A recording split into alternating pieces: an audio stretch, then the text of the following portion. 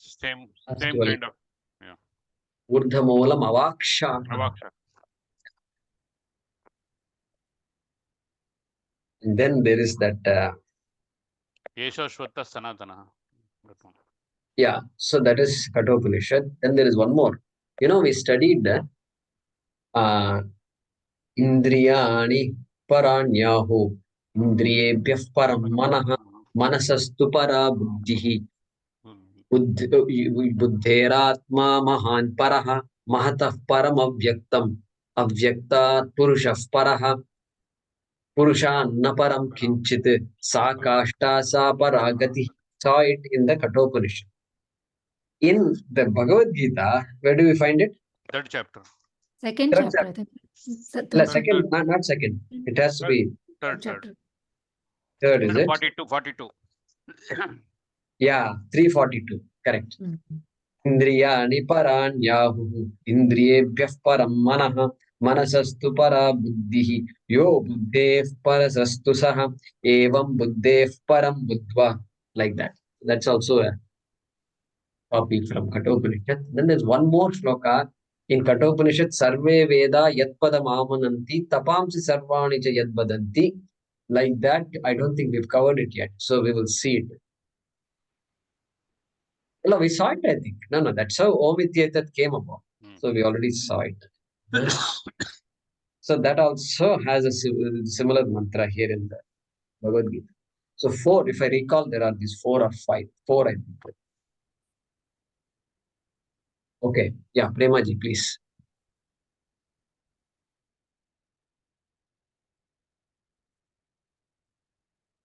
Yeah. This is with relation to how we perceive things. And you said that when the seeker and sought pursuit ceases, then seeker sought division disappears in the flame of fulfillment, and there is no desire left. I'd like that explained maybe a little bit more so that I can get the essence of it. So I mentioned this in that fulfilling session. To understand what an experience is, what happens when we get something that we want. So what is meant there is that I want something as simple as I had dinner now, I feel like having an ice cream. Okay. So I want an ice cream. I want to have an ice cream. So ice cream becomes the object. I'm after that object. And I'm the seeker of the ice cream. Okay. And when I get the ice cream is tasted. Ice cream is tasted. The ice cream is experienced. Then, at the moment of that experience, when that ice cream is tasted, when the person says, aha, this is the best ice cream I've had, when he says, aha, and then he's enjoying it, at that point, there is no ice cream seeker. There is no ice cream. The idea of ice cream seeking is not there. The idea of ice cream is not there. That I am the seeker of the ice cream idea also is not there. At that moment, when I come out of the moment, then I look for more ice cream in that cup. And then when I see it's empty, oh, that is what I meant when I said the seeker and the sought fuse into one flame of, Swamiji says that, one flame of love, one flame of ananda. Nothing. Just that, see, look at this. I mentioned it in one context. I asked everybody, do you have a lot of issues that you have to fulfill? A lot of things are there that we want to accomplish. Yeah, A, B, C, D, E, F, G. So many things are there that I need in my life, because of which my life is not fulfilled. Okay, at that moment when you had the ice cream, because of these unfulfilled things, I am not fulfilled, I am not happy. But at that moment, what happened? Though all that bullet list, that list of things, unfulfilled items, nothing is there in that mind. That is why I am completely happy at that time. A little one spoon of ice cream was enough to make me happy. Why? Because the memory of all these problems is not there. Correct? Memory of all these problems not there. I am now a problem-free person. That is why I am pure joy. I'm just enjoying. The minute I come out of that experience, then everything comes back. The memory comes back. Everything comes back. I'm back to square one. So that moment of experience, it's important for us to understand because despite me having a big list of problems, including health problems, I can be happy,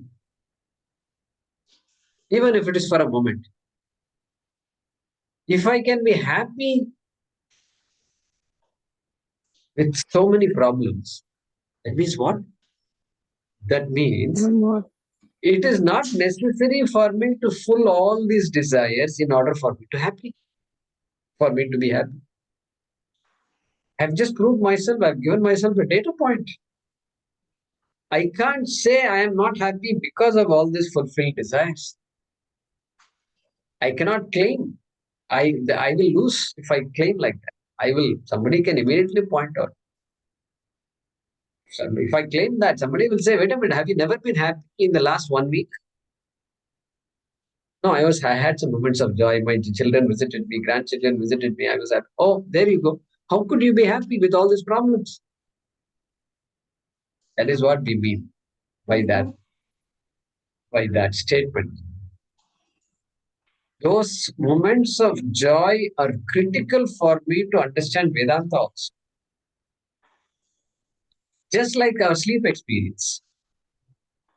Sleep experience also. I am happy when I sleep well. How can you be happy when you have so many unfulfilled desires? Therefore, the key there is it is not necessary for me to fulfill a desire in order for me to be happy. This is a very big finding. It's a very big finding. We have to write it down and put it somewhere. Periodically, have to read. Periodically, I have to remind myself. Even though I'm fretting and fuming about certain things, yeah, it's unfair. Unfair. This guy did this, that guy did this, the government is doing this to me. Unfair. Yeah, very unfair. True. To what extent I must lose sleep over that?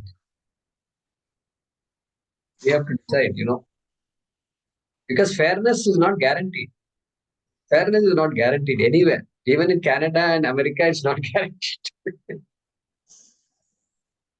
So I think I love that analysis of experience. And that's why we all have hope also. This hope that tomorrow is going to be better than today, right? That hope is there. Why? You know why? Because I know I can be happy. I know what happiness is. I know I can be happy. It's not out of the world for me to be happy. It is possible. Okay, I may not be able to afford A, B, C, D, but I can still be happy. So these possibilities, that's why every human being looks forward to a better tomorrow. Otherwise, the hope is impossible. Even hope also won't be there. So, long answer to your short question. Man would not live without. Yeah. Huh? Man would not have lived without hope. Okay, yeah, hope is very important. So, Premaji, is that helping somewhat? Very much, because the cycle of coming to having one thing fulfilled at that time, that space that you gain is like the space between the two thoughts. So that is a respite. Respite, yeah, space. Very good. I like that word, space. All of us So need some that gives space. you that little bit to relax and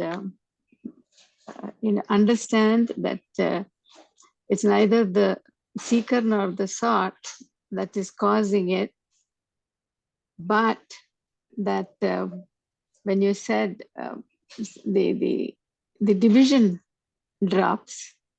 There's a process going on there. Correct? The division drops, and like you said, I am neither seeker nor is the ice cream the sought at that point. So seeker sought division vanishes. It gives me and all you're kinds there for that small piece of time. piece of time, but not that I'm become a Vedanti during that period. No, I'm not a Vedanti at all at that period. A Vedanti can analyze that experience in that manner. And the Otherwise, process will everybody take will you. get like, huh? It will take you slowly because that thought has been put in. Yeah, That exactly. is already a base to Correct. reflect off. Correct. Very experiences like that, or at least a very joyful experience, if we can say. Thank you, Guruji. And by the same token, conversely, when the seeker sought division is very pronounced, very distinct, sadness. Yes. Sadness. They're focusing totally on that. It's not shifting. So I mean, that doesn't mean we should not focus, right? Focus is very important in our life. We're all focused people, and so focus is needed. But the pressure to accomplish what I want, the dogged nature of it. yeah, the pressure. What does that pressure do? What does that focus do? Is it helping me reach the goal, or is it making me frustrated? Because there is no guarantee that we'll achieve what we want to achieve. No guarantee at all. So that's where Karma Yoga becomes very important. Good question. Thank you very much.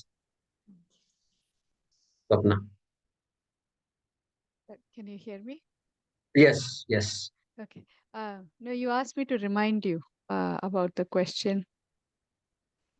So Correct. So let's, if there are no other, I don't see any other questions. Is there anything in the chat box? No. Yeah. So we can get started. Those who are new, in the sense those who missed the last class, a question was asked, or at least I asked the question as a way of explaining something. If somebody were to ask you, somebody who's just an average person, a good friend, who asks you, you're all studying Bhagavad Gita so many years, I'm confused, can you help me? Suppose somebody were to approach you with that question, how will you respond to that? How will you take that question? That was a question. And so we decided that those who want to talk about it can share their views for 5 minutes, 10 minutes. Then we'll go around the room. And since there is no right or wrong answer in this thing, it'll be a good opportunity for us to share our thoughts. So Swapna, would you like to start off? sure. I did give it a thought.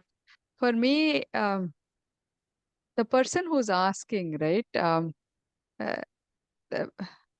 that's the main thing.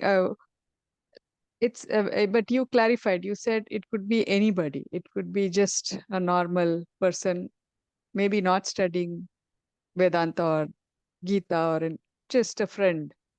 And so, natural question is, when you use the word confused, they have to elaborate on the confusion, right? You can be confused about many things. You can be confused, why is the weather this way? Or, yesterday it was good. So the clarity, what do you mean by? So that needs to be understood. Are they confused about the reality of things, the truth, untruth, uh, birth, death? So I think the subject matter is important to know, right? To even answer.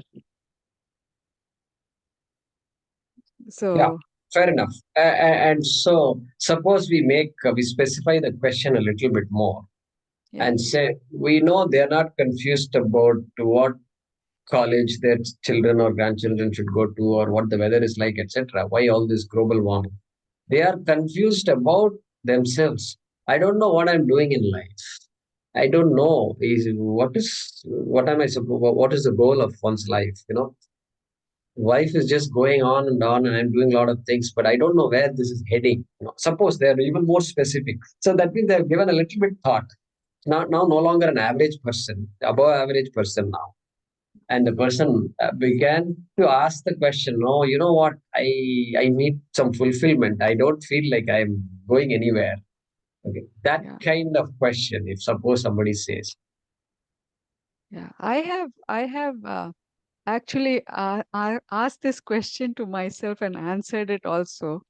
So my answer would be is growth, maturity, emotional maturity. That is the purpose of life, is what I would tell that person, or just a common person, that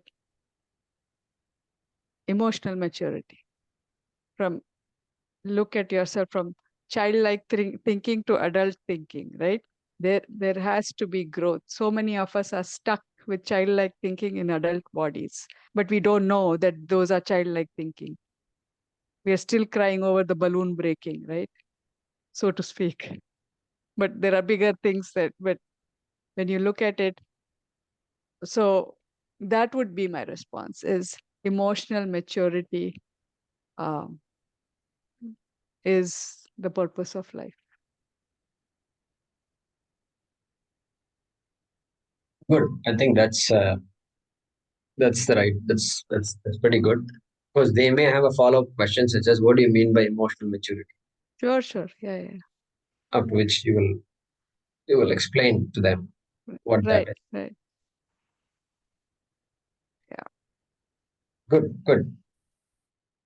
So find out what they want, and then take them, one notch above, two notches. Yeah. Ramesh ji, go ahead. Go ahead and unmute yourself.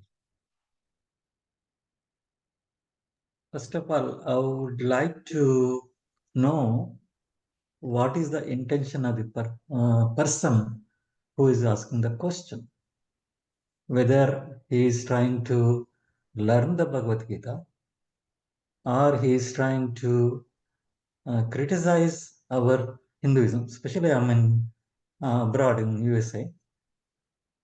Are many people here to see what is your culture? How do you Sanatana Dharma? And if they ask me, how do you go? Then I said, okay, to learn ourselves, Atma, what we are. This is one of the tools to explore ourselves, to be educated, and then will be a better person. Overall thinking of the person, and in with the Bhagavad Gita, you will develop the tolerance, and then acceptance, and then respect. And as we go in depth, who am I? What is the purpose of life? How Krishna taught Arjuna, it applies to each one of us, one of the other circumstances in the life. That will be my answer. If they want to have the tools, I can recommend some of the books with the interpretation. And then also it's very, very fascinating. Just reading and getting grasping is many times so different inner meaning with the guru analyzing the in-depth knowledge. I strongly recommend them to find a guru. We can help them and then participate like our classes, what we are doing. Then we will attain our whatever our goal is, we can accomplish. That will be my answer. Sure. So you start out with trying to find out what really the person wants, and whether it is coming out of some kind of a sarcastic they are commenting, or is it the genuine desire to address their own personal problems, personal confusions? Yeah, once that genuinity is there, then uh, then there is scope for a good, solid discussion. See, So, yesterday I met a person. His parents are from India, one from Karnataka, one from Andhra. And he is a physician, in fact, a plastic surgeon.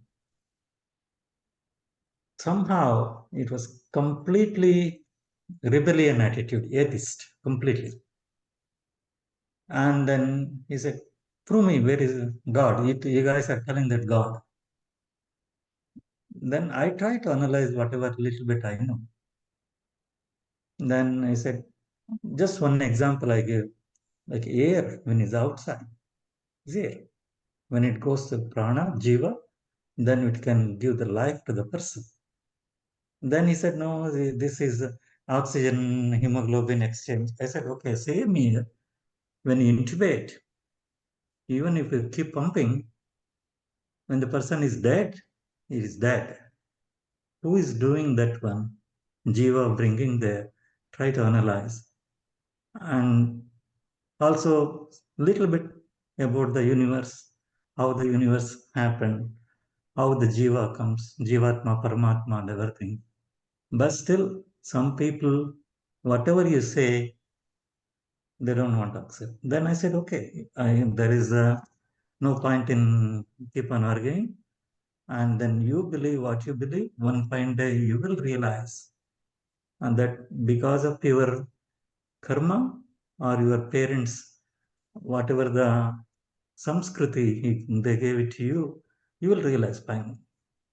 Then he said, okay, we left it like that. And the reason I'm telling that the person is not open-minded. If he is not willing to learn, we can't make them. At the same time, I have an American friend. He is a white American. I can discuss with him absolutely anything. And even Krishna, and then Arjuna, and then in fact, he's my swimming coach. He's so open-minded, broad-minded guy. Then I feel that, okay, I'm accomplishing something. Finally, he is so willing to accept the things, what our dharma, Sanatana dharma, how we look into that one. Then it also, you Indian guys are very smart, very hardworking. We have the complete one from the Sanatana dharma parents, one is completely new to the dharma. One is willing to understand and then get educated. Another person is completely shut down. And that's why explaining and to the person who is also important. If he's willing, we can do it. If not, no. And then why I'm telling these two stories. Bhagavad Gita, yes, it's a beautiful book, wonderful, and openness and then willingness to learn, intention should be there from the person's perspective. That's it. yeah, no, good points, Ramesh. Very nice. Thank you.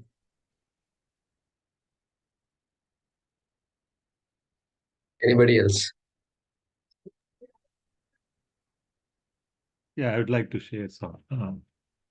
Please. Yeah.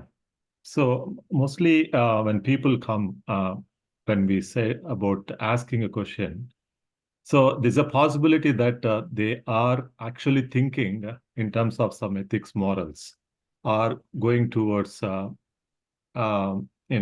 God-oriented. That's only people who can come and ask, because many people don't ask.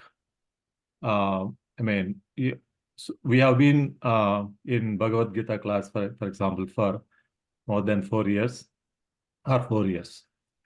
If I question myself, how many people during this time approached to question me, like, tell me about this, or what is this going on? In spite of knowing that we are studying Vedanta, there are very, very few. So when the question came that somebody came and asked some question, then that means that they're already into some thinking, something hesitated in their mind.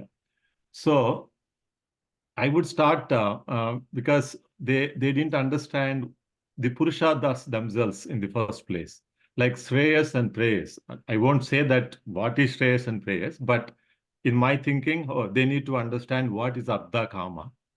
So even in Preyas,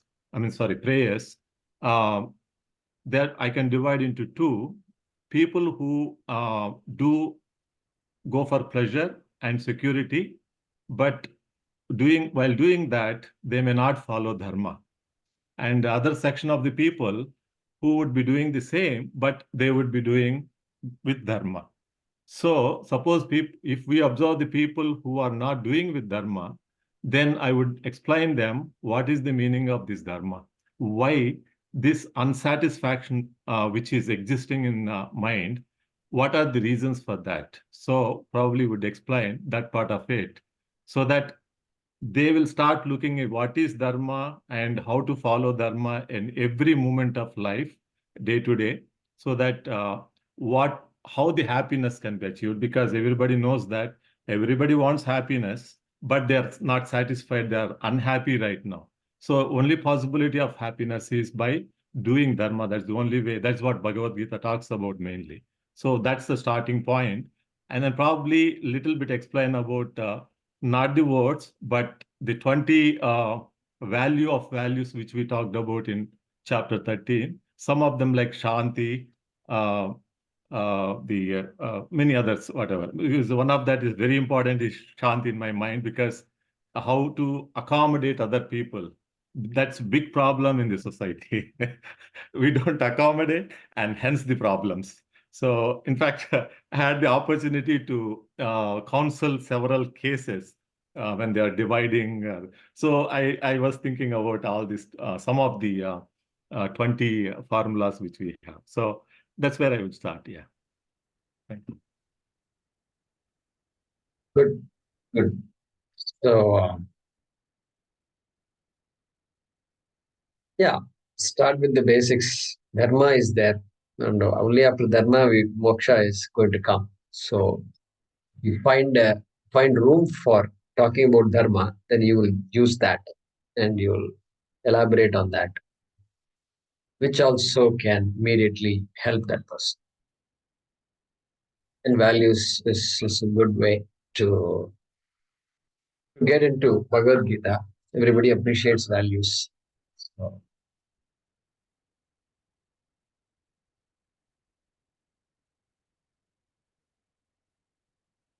yeah, we don't. You talked about that people should know, or people already know that you're studying Vedanta. So it's hard to say what people know. It's very difficult. So what is the people background is very different. Good friend could be there, but may not know what you're doing. What is all this Bhagavad Gita? I don't know anything.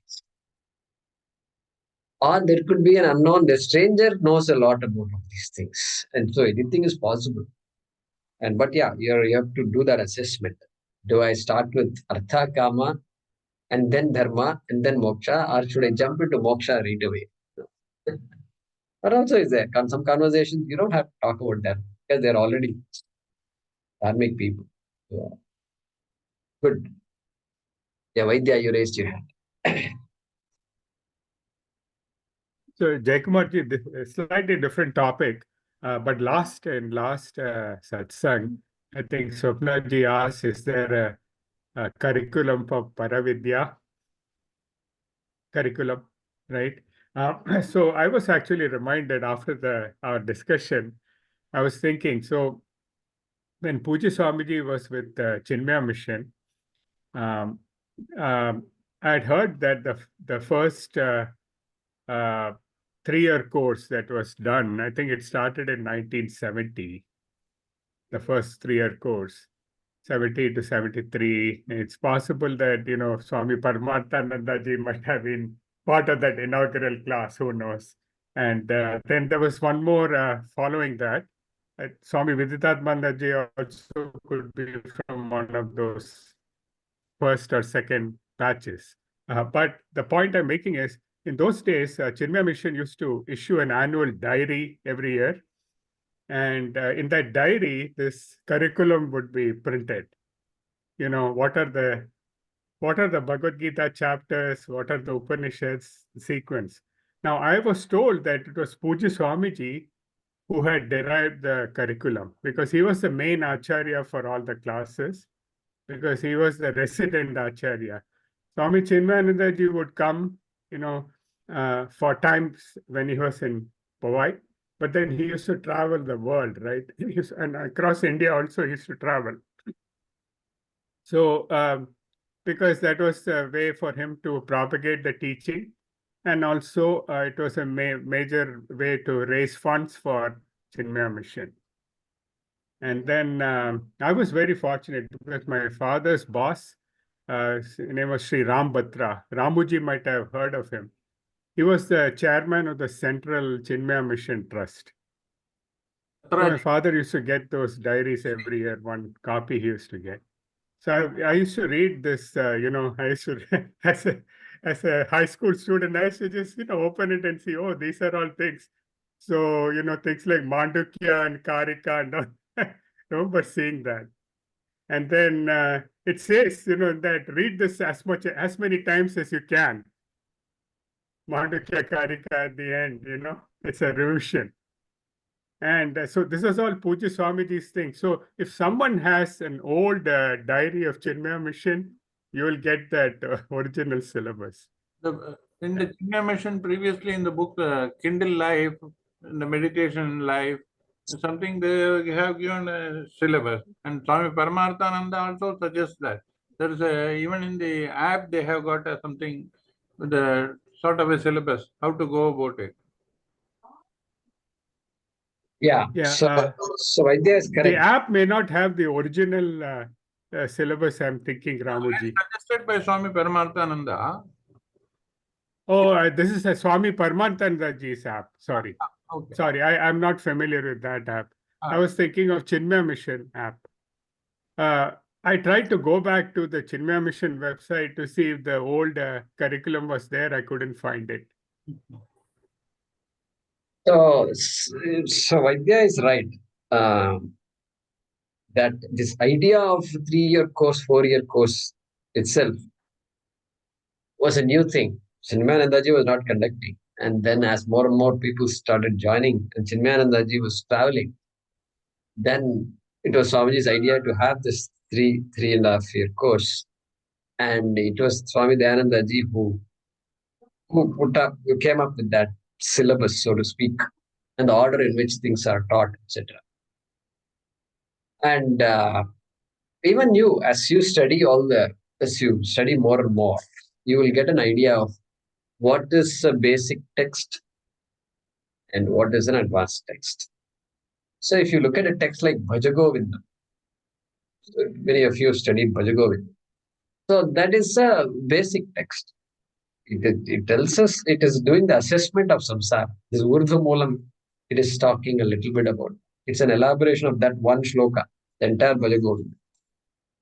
And little bit of values and all. So it's supposed to create a vairagyam for you. Oh, samsara is like this. Oh, I see. So basic, because everybody can follow. Then you keep in that range, in that spectrum. You put Kathopanishad here, you put Mandukya at the end, you put Panchadashi at the end, or towards the end, you put Brahma Sutra all the way to the end. Like that, these ideas you will start getting.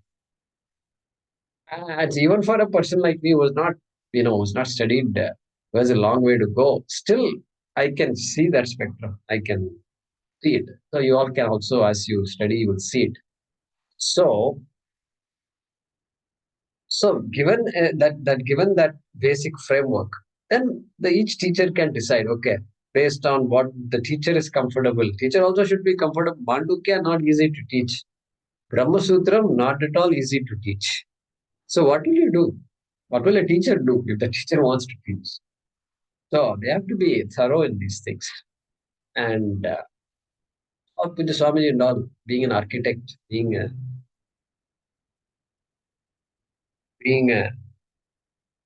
Kshatriya and Brahmanishta, and Kshatriya and Brahmanishta. So you have to know the Shastra thoroughly.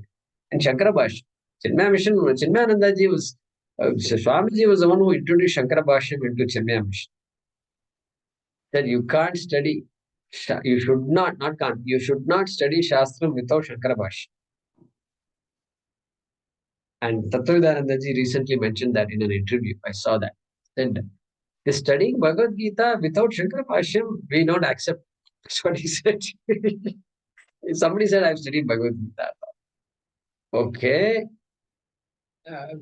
Many courses are there you can study, but Shankara Bhashyam has to be there. And only it gives that solidity and finality will be there, and you will connect all the dots, and you have to see what is the content behind each shloka. And so that Puja Swamiji brought into Chinmaya Mission. Okay. So these are some of the unique things Swamiji did at Chinmaya Mission. And so now we understand Shankaracharya is there, and then Panini comes along, because to study Shankaracharya really properly and understand it, you have to know Sanskrit, not just basic language and dictionary type Sanskrit, but Panini also comes. And so, why is the grammar like this? Some question comes. So, might as well go all the way, and this all the way takes you to Panini. So, he has done magic. Really, it's just taken us all the way deep, like doing an X-ray. This is how you X-ray. X-ray means how it is. Suddenly you say, "Oh my God, entire chest, everything is visible," and they'll point out to this and say, "This is where the problem. White spot. That white spot." And you look at this. What white spot? Everything is white here. What white spot you're looking at? No, you can find this white spot is different from all the other white spots out there. So it's absolutely amazing. So we have gained a new appreciation to what is Shastram and how it should be studied. And from chanting Parayanam onwards, you go take it all the way up, all the way. So now one doesn't have to know Panini and all to be to teach others, because most people are not going to, for communicating the primary message of Advaita Vedanta, you don't need to know Panini. But if somebody asks a question, something you may have to say, let me check and tell you.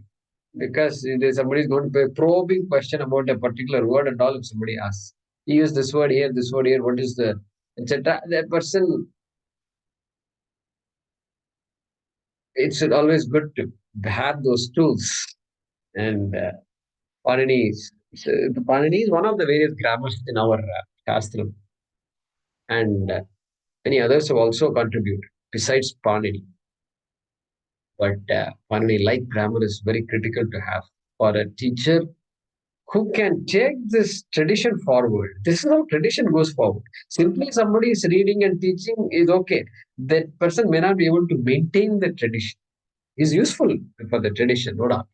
But maintaining the tradition requires, like a medical profession, encyclopedia, they have to write at conferences, they have to be experts, they know how to communicate and how to all that entire ball of wax must be there.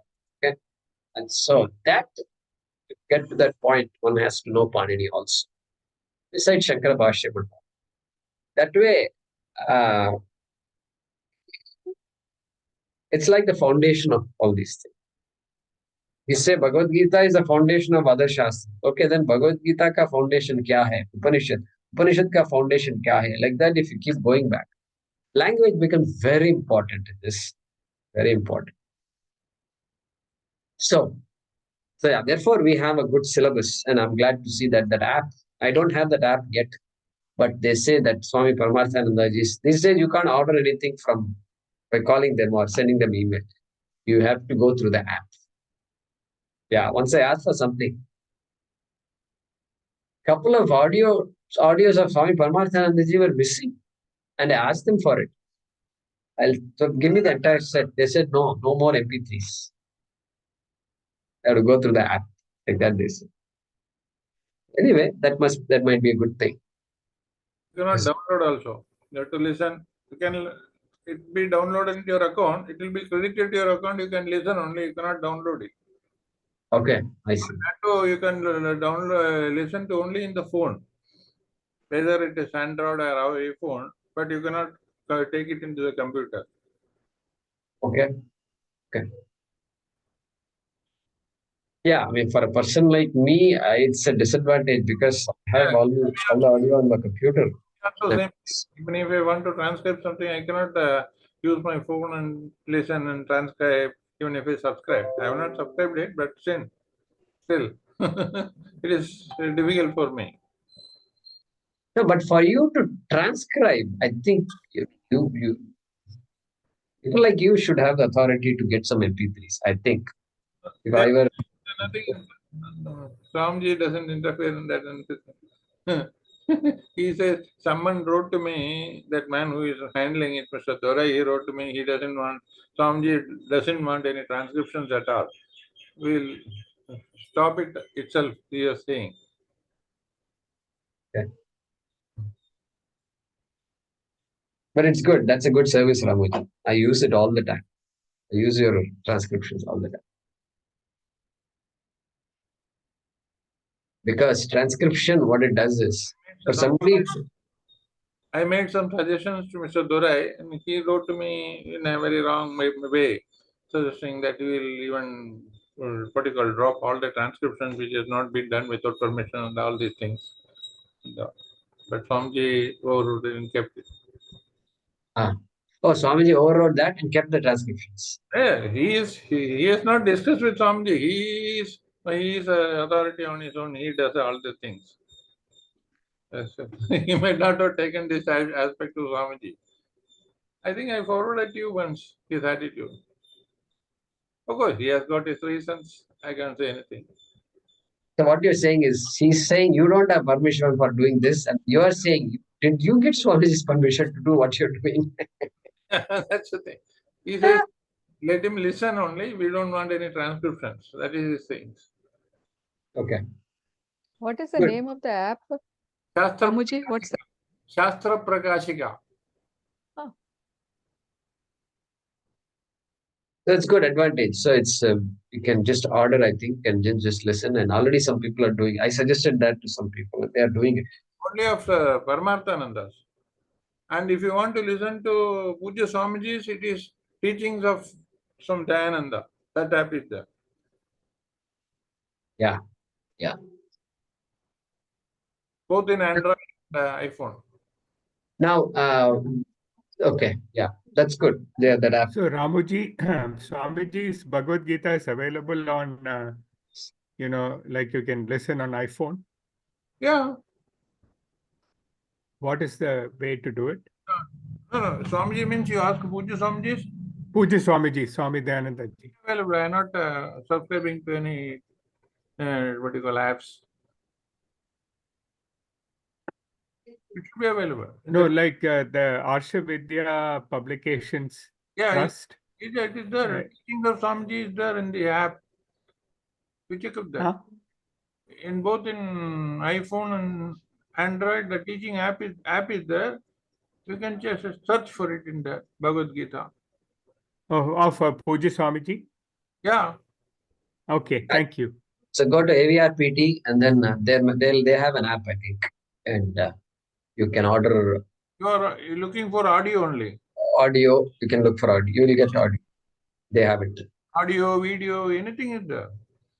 Yeah, I'm looking only for audio of Swamiji's Bhagavad Gita, that 500 classes that he had taken. Yeah. Which was made into the book. Yeah, you are looking for home study. Gita home study. Oh, okay.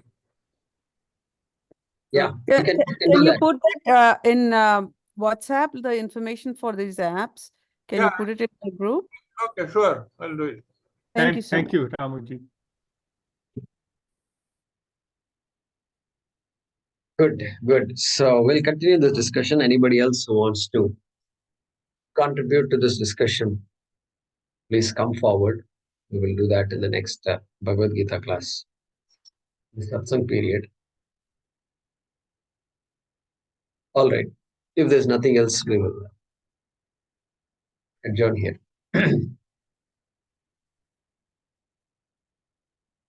So Mohini ji, how are the preparations? Going on, busy. Can we see you, or we're not allowed to see you? No. We don't see her anymore. I will. Yeah, I still remember you had a nice window, a nice scenery and all that. It is good. I mean, your background was good, you know. I will. No. So tell us more about your daughter's marriage.